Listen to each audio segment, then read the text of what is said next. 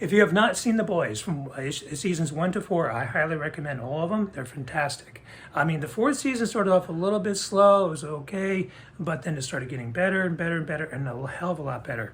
There's a lot of parallels between Homeland, Homeland, the main character, the guy is pretty much like a Superman type. Very much parallels that of Trump, and how they it almost parallels our election, which, like, if Trump really has superpowers, this is how you behave. And absolutely. So, but what I love about the most is, like, well, I've always been a fan of Gareth Ennis. I mean, I read a graphic novel called Punisher versus the Marvel Universe, which I highly recommend. Hopefully, to make that into a movie someday, whether it will be animated or a live action, that would be great. But this goes in deep about the people, about situations, and who they are, and human behavior. And there's nobody that does it better than Gareth Ennis, and he does it in a way that's very cheeky, as the British would say, but it's also quite in your face. It's very rude. It's obnoxious, but that's kind of like my sense of humor. I like it, and it goes where these superpowered people, they get a super V, and each V, this vial of say steroid, we'll say the serum, it gives them their own individual powers. So if I were to have it, I probably would be like, I don't know, Spider-Man or something, or be able to fly or something. But each one, it brings out their most awesome power.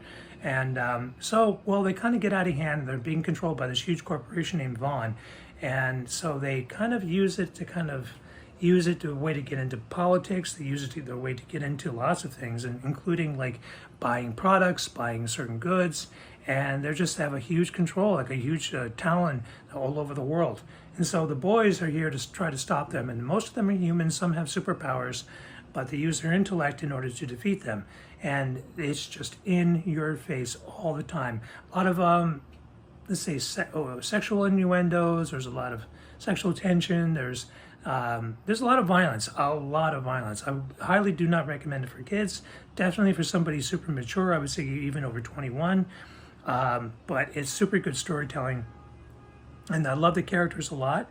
Even the villains and their quirky little peccadillos and stuff.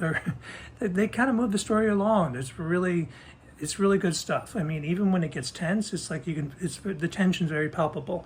But Homelander does absolutely such a good job, and he just knows how to, like, he deals with bipolar issues, and he has also this narcissistic tendencies. So, give it a shot, give it a look at. Season 1 through 4. If you haven't seen it, highly recommend it.